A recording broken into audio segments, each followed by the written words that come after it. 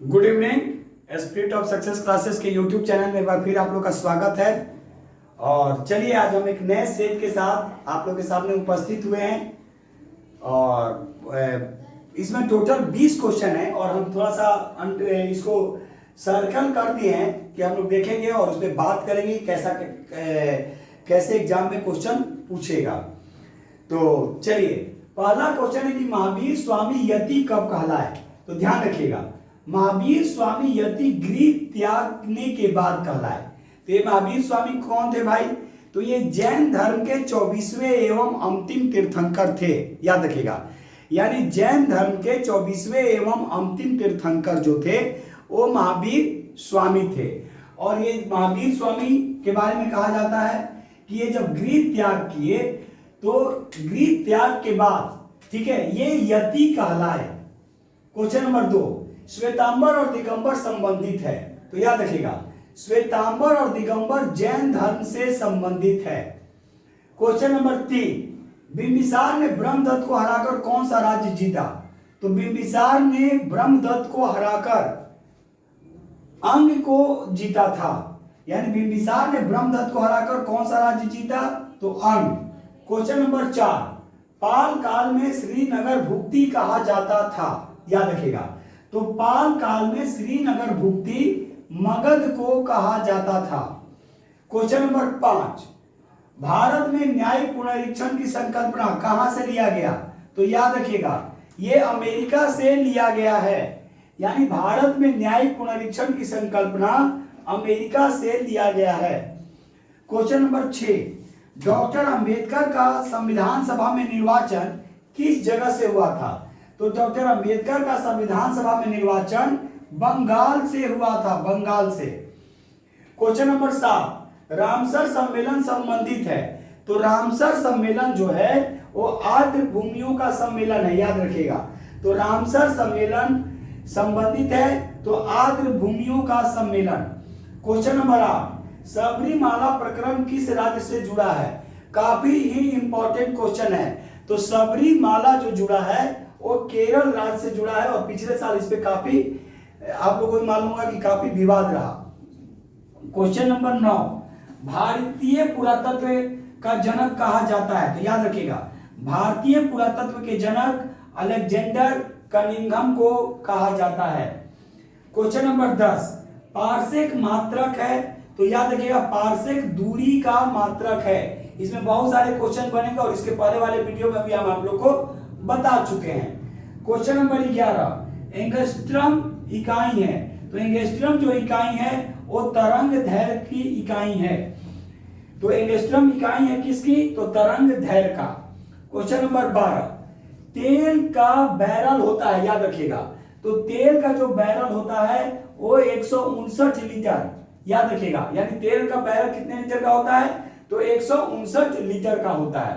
Question number 13, hygrometer से मापा जाता है। याद रखिएगा, काफी इंपॉर्टेंट क्वेश्चन है और ये एग्जाम में आना ही है। ये एकदम टिक लगा लीजिए, क्वेश्चन नंबर 13 की एकदम आ रहा है, ठीक है। तो हाइग्रोमीटर से मापा जाता है वातावरणीय आर्द्रता को, यानी वातावरणीय आर्द्रता को हाइग्रोमीटर से मापते हैं।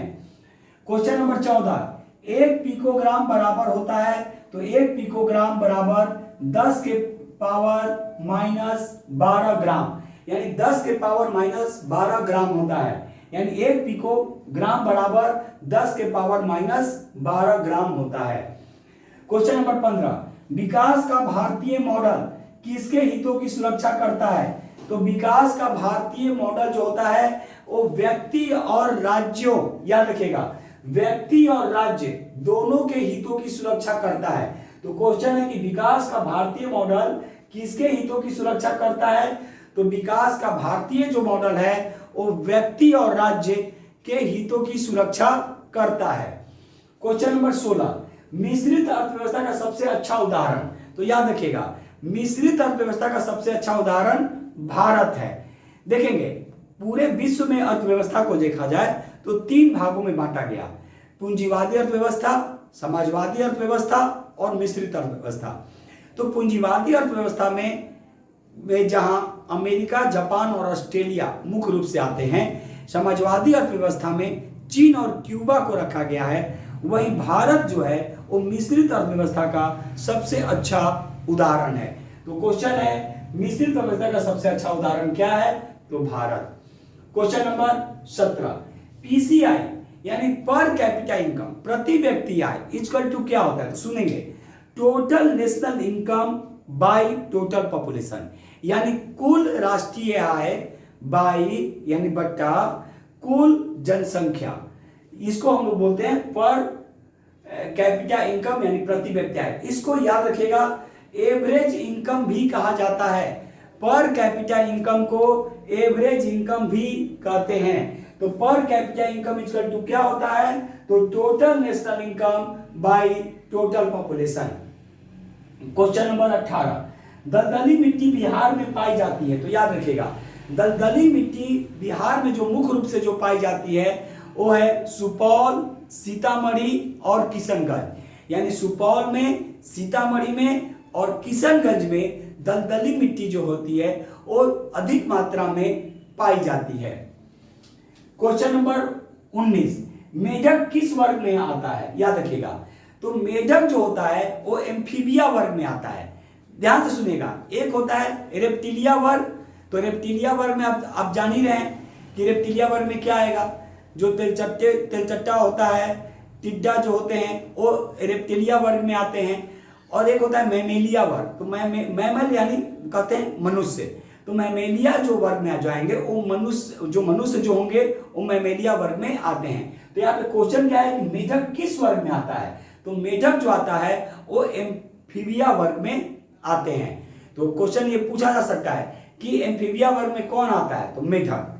क्वेश्चन कैसे भी पूछा जा सकता है, ये जो चैप्टर है, ये जो क्वेश्चन है ये श्वसन से है, और एक दिन हम आप लोग के सामने श्वसन स्पेशल टॉपिक लेकर आएंगे भी, जय प्रक्रम और श्वसन दोनों कंबाइन जो होगा उससे क्वेश्चन हम आप लोग के सामने रखेंगे, क्योंकि उससे मैक्सिमम क्वेश्चन एग्जाम में पूछता है। तो वहीं से ये क्वेश्चन लिया गया है कि मेढक किस वर्ग में आता है, तो मेढक एम्फीबिया वर्ग में आता है। उसके बाद क्वेश्चन नंबर 20, 2024 में ओलंपिक कहाँ होगा, याद रखिएगा अभी तो 2020 का ओलंपिक 2021 में संपन्न हुआ टोक्यो में, ठीक है। 2024 का पूछा है कि 2024 में ओलंपिक कहाँ होगा, तो 2024 में ओलंपिक जो होगा ये पेरिस में होगा। और याद रखिएगा 2021 के ओलंपिक से आपको 2-3 क्वेश्चन हमेशा याद रखना पड़ेगा। स्वर्ण पदक किसने जीता, हॉकी में भारत का पोजीशन क्या रहा, भारत का कुल पदकों में कौन सा स्थान रहा, भारत कितना पदक जीता, तो इन सभी चीजों को एकदम याद रखना है। और ये क्वेश्चन भी आप याद रखिएगा आने वाले एग्जाम के लिए कि 2024 में ओलंपिक कहाँ होगा, तो 2024 में जो ओलंपिक होगा वो पेरिस में होगा। तो ये रहा आप लोग के सामने 20 क्वेश्चन का सेट। और आप लोग के सामने कल जो वीडियो जो हम आप लोग के सामने जो अपलोड करेंगे और राष्ट्रीय घटनाक्रम से अपलोड करेंगे। इसके पहले हम लोग नियुक्तियां देख चुके थे, करंट अफेयर्स में नियुक्तियां देख चुके थे, तो जनवरी से लेकर अगस्त तक कल हम लोग राष्ट्रीय घटनाक्रम पे बात करेंगे और देखेंगे। आज फिर आप लोग से एक बार रिक्वेस्ट जरूर कर रहे हैं कि आप लोग लिखेंगे जरूर। आप ये नहीं सोचेंगे कि ये क्या क्वेश्चन है क्या नहीं, क्योंकि आप खुद आप जज करेंगे। जो भी एग्जाम का सीजन आ गया है उस एग्जाम के बाद आप खुद जज करेंगे कि आशुतोष सर जो क्लास में जो यूट्यूब पे जो क्वेश्चन अपलोड कर रहे हैं, ठीक है, क्या एग्जाम में ये सही में आ रहा है या नहीं। एक बार जज करने में क्या है, इतने दिन जब आप किए तो एक बार जज कीजिए और देखिए कि स्पिरिट ऑफ सक्सेस क्लासेस का यूट्यूब चैनल से जो क्वेश्चन जो आप लोग के सामने रखा जा रहा है वो आ रहा है या नहीं। हर वीडियो से क्वेश्चन आना ही है, ठीक है।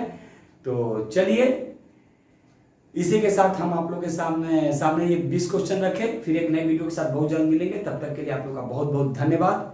जय हिंद, जय भारत।